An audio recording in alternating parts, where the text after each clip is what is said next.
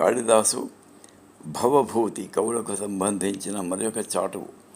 వారిద్దరూ సమకాలీనులు కాకపోయినను వారికి సంబంధించిన చతురోక్తులు చాటువులు ప్రసిద్ధములు. సేకరణ తాపీ ధర్మారావు గారి సాహిత్య మురమరాలు అను పుస్తకం నుండి. ఒకరోజు సాయంత్రం మునిమాపు వేళ కాళిదాసు భవభూతి వ్యాహ్యాడికి బయలుదేరినారు. అనుకోకుండా వారు నగరంలోని వేశ్యావీటిక వీధిలోకి ప్రవేశిస్తారు. అక్కడ ఒక ఇంటి ముఖద్వారం ముందు నిల్చొని ఉన్న అప్సరస లాంటి ఒక అందమైన యువతిని చూస్తారు.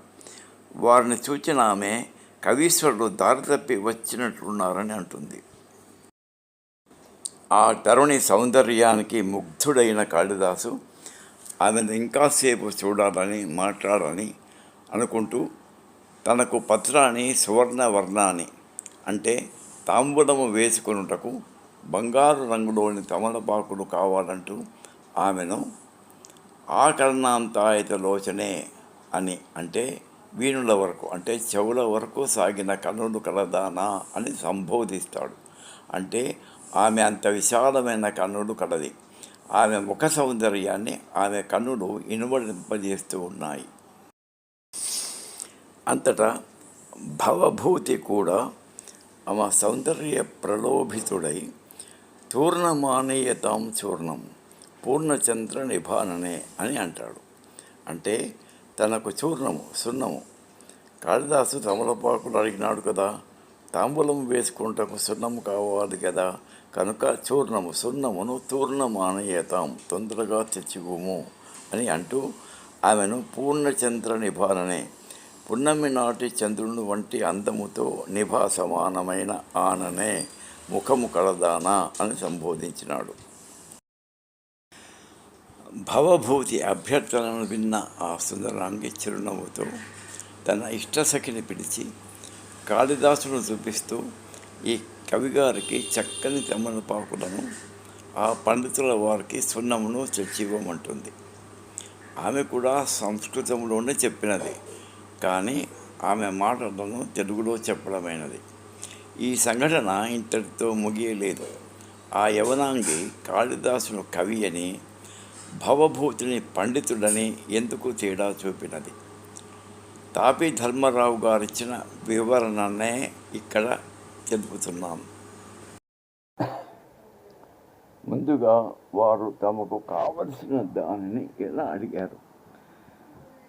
ముందుగా కాళిదాసు తనకు బంగారు రంగులోని అంటే బాగా పండిన తమలపాకులు కావాలన్నాడు. అంటే అవి తమలపాకుల బుట్టలో నుండి ఏరుకొని తెచ్చేటందుకు కొంత సమయం పడుతుంది. అంతసేపు ఆమె కట్టెదుట నుండి ఆమె సౌందర్యాన్ని ఆస్వాదించవచ్చునన్నమాట. మరి భవభూతి అడిగినది సున్నము. దానిని తూర్ణమానీయతాం తొందరగా తెచ్చి ఇవ్వమంటున్నాడు. అంటే ఇంకాసేపు ఆమెను చూస్తుండాలనే ఆకాంక్ష అతనిలో లేదని ఆమె భావన.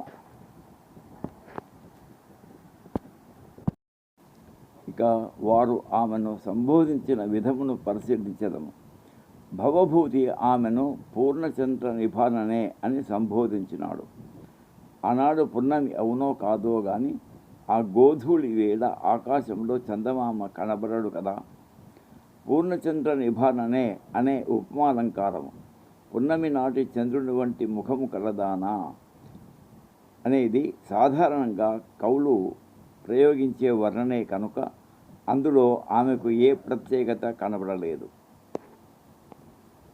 మరి కాళిదాసు సంబోధన ఆకర్ణాంతాయత లోచనే చెవుల వరకు సాగిన అంటే అంత పెద్దవైన విశాలమైన కన్నులు కలదానాని కదా. అంటే కాళిదాసును ఆకర్షించినవి ఆమె అందమైన కన్నులు. ఇది ప్రత్యక్షము ఎదుట కనబడుతున్నదే కనుక కాళిదాసు సంబోధన సందర్భోచితముగాను సముచితముగాను ఉన్నది.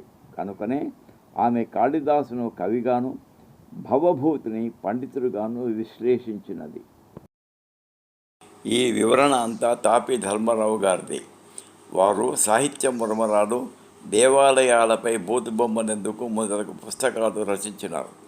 అందులో ఇలాంటి ప్రసిద్ధ కవుల చమత్కార సంభాషణలు, చాటుల గురించి చక్కగా వివరించి ఉన్నారు. ఈ పుస్తకాలు లభిస్తాయి. ఆసక్తి గల వారు కొని చదువుకోవచ్చును. తాపి ధర్మారావు గారు సినీ రచయిత మరియు దర్శకుడు కూడాను. అలనాటి సుప్రసిద్ధ దర్శకుడు తాపి చాణక్య ఈయన కుమారుడే.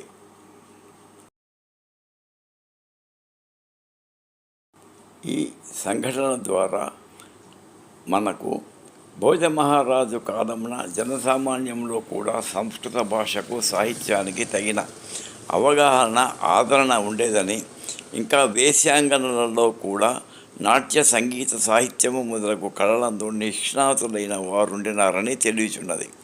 అయినా ఒకవేళ ఆ యువ వేశ్యాంగన అంత పండితురాలు కాకపోయి ఉండిన కాళిదాసు అభ్యర్థనలో 4 అణాలు, భవభూతి కోరికలో అణాలు 3 అంటే కాళిదాసు ఇచ్చిన దానికంటే భవభూతి 1 అణ తక్కువ ఇచ్చినాడు కనుక కాళిదాసుడు కవి అని, భవభూతిని పండితుడని తేల్చినదని మరి ఒక చమత్కార వివరణను తాపేవారే ఇచ్చినారు.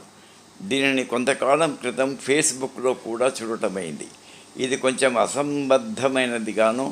అసంగతమైనదిగాను కనబడుతుంది. ఎందుకంటే ఆనాటి సమాజంలో వరహాలు కాసులే తప్ప అణాలు లేవు కదా. తాపి ధర్మారావు గారు హాస్యానికి చెప్పినాను